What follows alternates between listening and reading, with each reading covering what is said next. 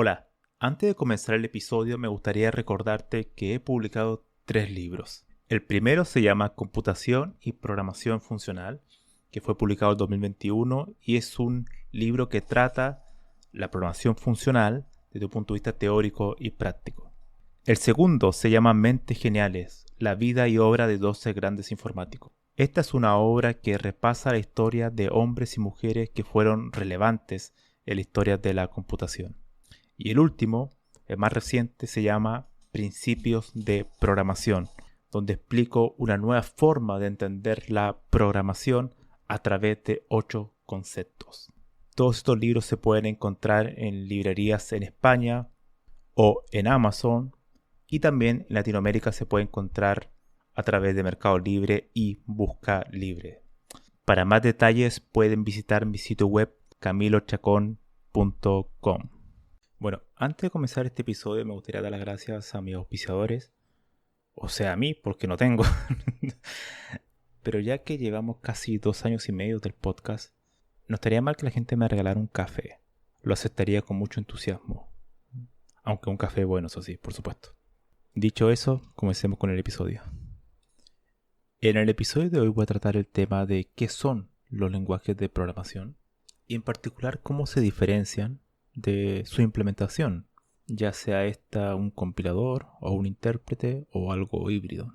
Esto es una pregunta de ontología, aunque cuando yo uso la palabra ontología me refiero al concepto filosófico, es decir, es el área de la filosofía que trata de responder las preguntas más fundamentales sobre los existentes. Entendamos por existentes, por ejemplo, los lenguajes de programación, un algoritmo, un sistema operativo, una metodología de software. Entonces, ¿qué es una metodología de software? ¿Qué es un sistema operativo? ¿Qué es un algoritmo? Esas son todas preguntas ontológicas. Y muchas veces suele suceder que cuando uno está inmerso en una actividad como el desarrollo de software, uno omite el cuestionarse este tipo de preguntas. Uno comienza a usar herramientas, pero no se pregunta qué es un algoritmo, qué es un programa. Como que ya da por hecho muchas cuestiones. Y eso conlleva bastantes problemas, porque se empiezan a ocupar términos de manera imprecisa, se empiezan a crear confusiones conceptuales, y eso es como una bola de nieve, ¿no? Que se va acumulando con el tiempo. Y quita claridad, y también añade mucha vaguedad a los términos que ocupas a diario. Ahora, ¿cómo surgió este tema? Yo últimamente he estado un poco más activo en Twitter porque he encontrado que en Twitter es un buen lugar para buscar la polémica. Siempre hay que buscar la polémica, porque la vida es muy aburrida si no hay polémica. Entonces Twitter es un lugar donde fácilmente uno puede alcanzar eso. Así que ahí escribo cuestiones, muchas de ellas sin valor, por supuesto. Pero hay otras que lo escribo muy en serio. Y muchas personas me hacen comentarios muy asertivos, muy buenos y que en particular invitan a la reflexión. Bueno, entonces vayamos a la polémica. Yo escribí que no existen los lenguajes compilados y no existen los lenguajes interpretados. Y esto podría parecer a primera vista contraintuitivo. Cuando uno empieza a aprender programación, siempre hay múltiples clasificaciones. Tenemos clasificaciones de paradigma, tenemos clasificaciones de lenguajes que son tipados, no tipados, o estáticamente tipados, o dinámicos. Pero también hay una cierta categoría que son lenguajes compilados o interpretados. Entonces yo ataco a esa categoría. Digo que esa categoría no es precisa por este motivo. Y es que un lenguaje de programación no tiene la propiedad de ser compilado o interpretado. Un lenguaje, si realizo una definición muy simple, es un conjunto de signos y reglas que nos permiten comunicarnos. Entonces, eso puede estar definido en un documento de especificación, si hablamos de un lenguaje de programación, donde está su gramática, su sintaxis y también su semántica. Ahora, pensemos en una analogía, nuestro lenguaje natural, el español, que es una de las tantas lenguas humanas que nos permite comunicarnos a través de sonidos, a través de la voz, pero también a través de signos. Y para eso ocupamos la escritura, para comunicarnos con otros humanos. Pero el español es su gramática, su estructura, que está ya definida. La forma en que cada persona ocupa el español es distinta.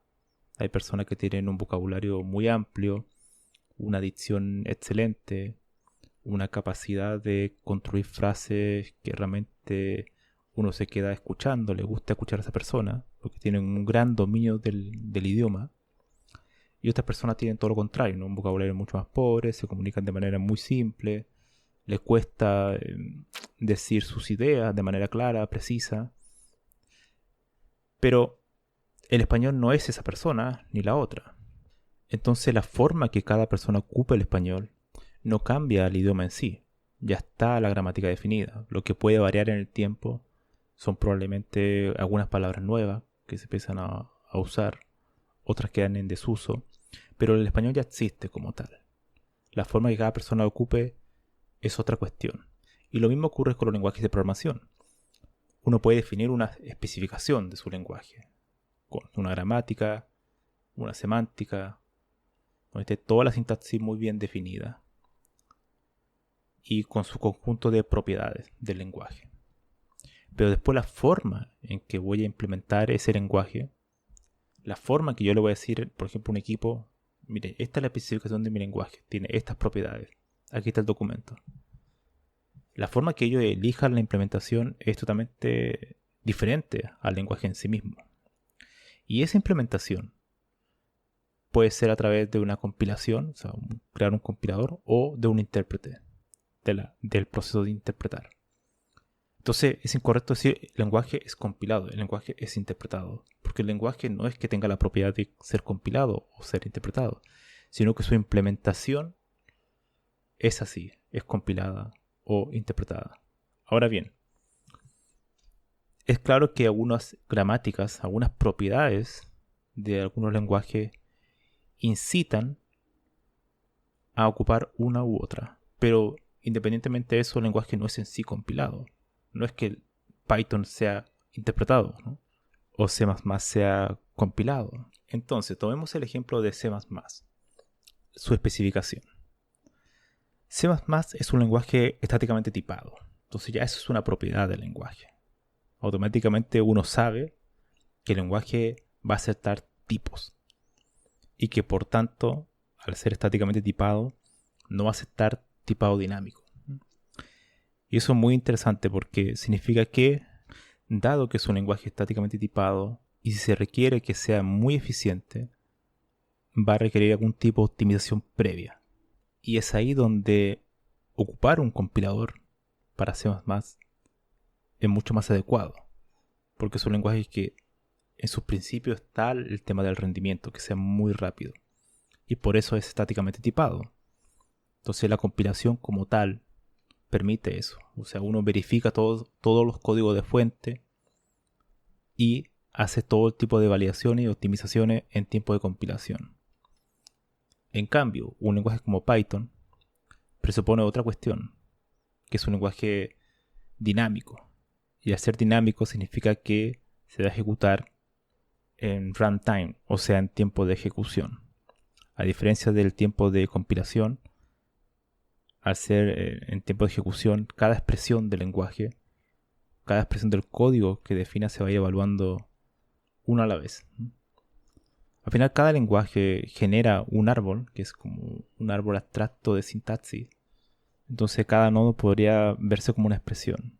Entonces, cada expresión que se vaya leyendo en el flujo del programa se va ejecutando. Entonces, eso es una de las grandes cualidades de Python, que al ser un lenguaje scripting permite escribir código mucho más rápido. Es decir, yo puedo abrir la consola de Python y empezar a evaluar expresiones directamente. En un lenguaje compilado eso no tendría mucho sentido, porque yo tendría que tener un fichero y después tengo que compilar.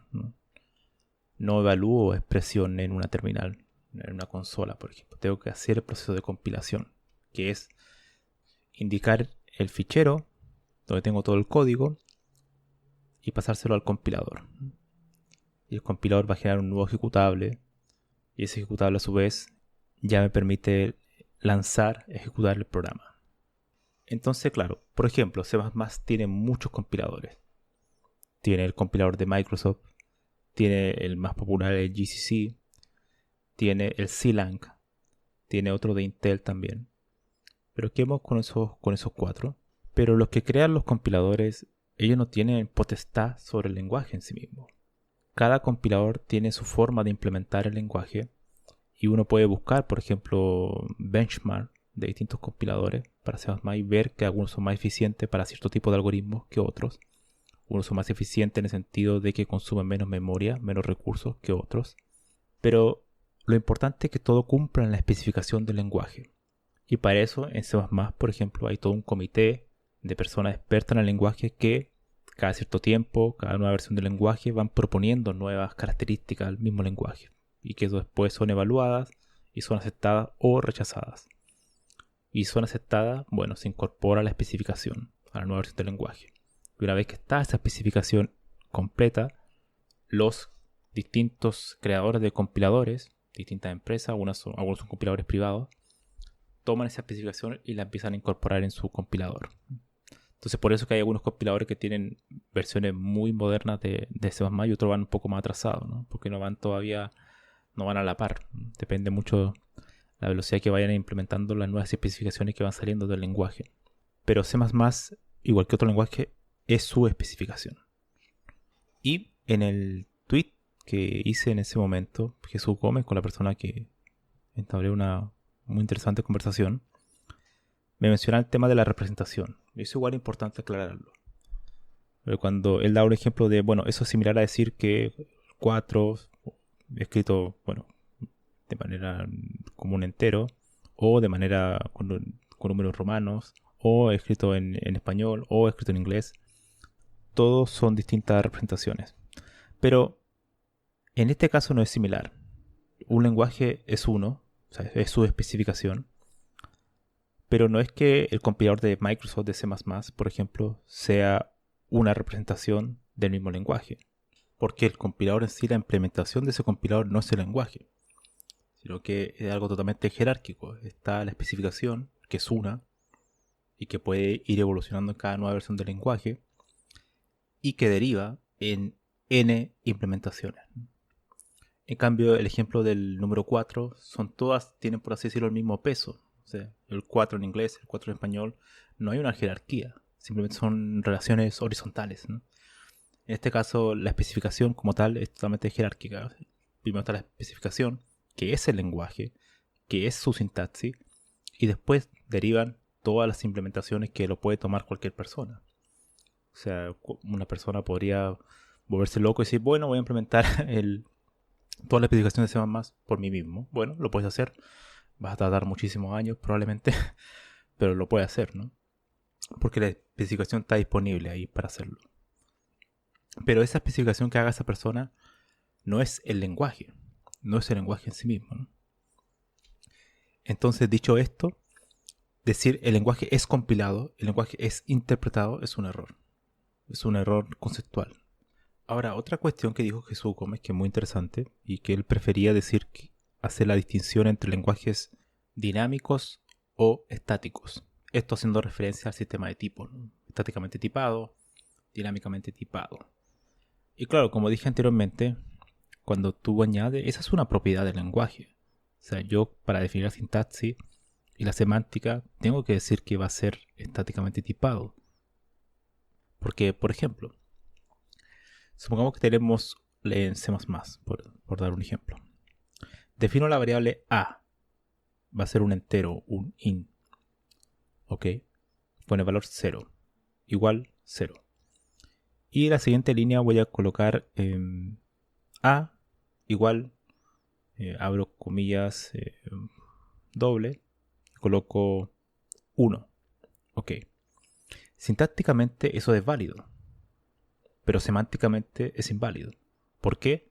Porque hay una propiedad en el diseño del lenguaje que impide que eso sea posible. O sea, que la variable a, que inicialmente comenzó como siendo una variable numérica entera, cambie a ser una variable de string. Entonces automáticamente ahí el lenguaje restringe. O sea, la semántica, mejor dicho, la semántica del lenguaje no permite eso. ¿no? Aunque sintácticamente sí sea válido. Por eso cuando uno quiere implementar eso, uno dice, bueno, este tipo de validación es mejor hacerlo con un compilador, ¿no? ¿Por qué? Porque el compilador puede ver todo el fichero previamente a priori y ahí añadir todas estas validaciones semánticas, ¿no? Que en un caso de un intérprete sería quizás más complicada, ¿no? Ahora, el segundo argumento para apoyar mi afirmación es buscar un contraejemplo. Por ejemplo, C++ tiene muchísimos compiladores, ¿no? Pero dado que C++ es la especificación, un documento de especificación y no sus compiladores, entonces sería factible que C++ tenga un intérprete.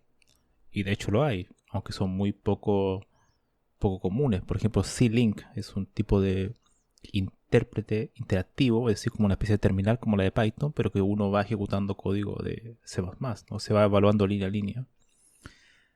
Y claro, es mucho más, es bastante curioso porque, claro, las validaciones que se tienen que hacer en tiempo de compilación que requiere C++, al dado que su propiedad es que sea estáticamente tipado, obviamente en ese tipo de intérprete se pierden, ¿no?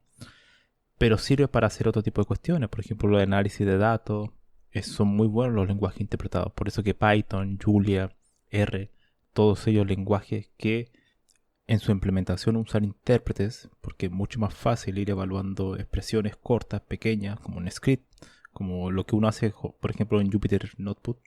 Entonces, son esos tipos de lenguajes que no requiere que tú leas todos los códigos fuente a priori para aplicar algún tipo de optimización, sino que quieres programar muy rápido e ir evaluando código muy rápidamente.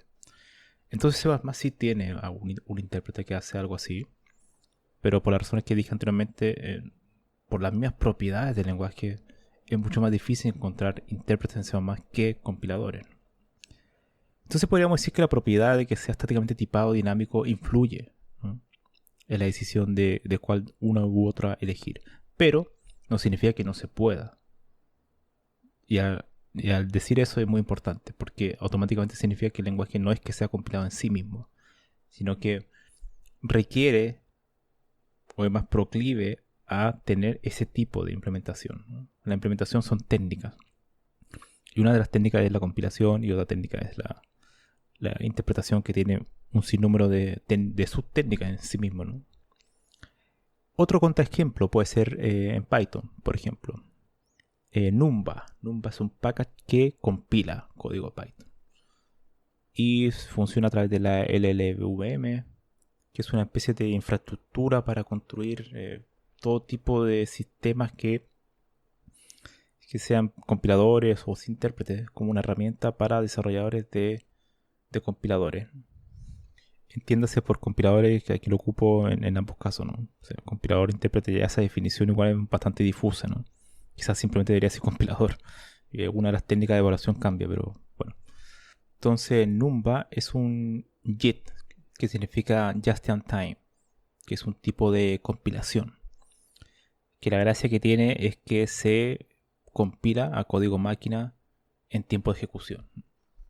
Por eso igual el tema de los compiladores e intérpretes es bastante difusa también la diferencia. Cada vez se hace más difusa, porque son muchas técnicas híbridas que se van combinando. Entonces, claro, tenemos compiladores para Python, que generalmente se usan para obtener mucho rendimiento en operaciones generalmente matemáticas. Y aquí se puede, una de las gracias de las técnicas clásicas de la compilación es que uno, al ver el código, todo el código a priori, uno puede darles la responsabilidad al compilador a que busque mejor alternativa y lo optimicen. Cuestión que no es tan simple de hacer en un proceso de interpretación. Porque la interpretación presupone que tú no estás viendo todo el código fuente a priori. Entonces, para resumir, que el lenguaje por lo general tenga muchos compiladores para usar o que tenga muchos intérpretes para usar, no es que ese tipo de implementación, y la palabra implementación es muy importante, signifique que sea una propiedad del lenguaje. La propiedad del lenguaje está en su semántica, su sintaxis, en su definición gramatical. Después la implementación se tiene que elegir de acuerdo a la que tenga mayor sintonía con esa especificación del lenguaje, ¿no? Entonces por eso algunos lenguajes son más fáciles de ocupar ciertas técnicas que otras, ¿no? Pero eso es un tema ya de la implementación. No impide que yo haga un intérprete o un compilador. Pero claro que la especificación va a tener va a generar un efecto, ¿no? Va a generar un peso en la decisión de qué técnica de implementación elegir, ¿no? Pero como tal, es un error decir que el lenguaje es compilado, ¿no? O sea, porque cuando yo digo el lenguaje es dinámico, eso sí ya es correcto, porque el lenguaje en su gramática define que va a ser dinámico, o sea que yo puedo cambiar de variable de tipo en cualquier momento. Pero que sea interpretado, que sea compilado, no es una propiedad del lenguaje en sí, es una característica de la implementación. Entonces, esa definición entre especificación e implementación es muy importante. Que también da para otros temas, que de hecho también lo conversé con Jesús Gómez en su momento, en ese tweet, que es el tema de los algoritmos.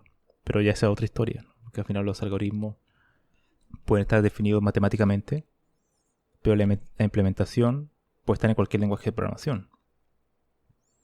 Pero el sort, por ejemplo, el quicksort, que yo escriba en Haskell, no es el quicksort en sí mismo. Es una forma de implementación del quicksort que ya existe a priori, ¿no?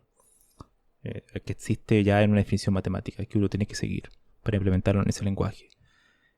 Y al implementarlo en ese lenguaje hay muchas restricciones. Hay lenguajes que tú los puedes implementar de ciertas maneras para que sea más eficiente que en otro. En Haskell probablemente vas a ocupar algún tipo de recursividad. En C quizás lo vas a hacer a través de iteraciones para que sea más rápido. Y los dos van a implementar el mismo quicksort. El mismo input le voy a pasar y me va a retornar lo mismo.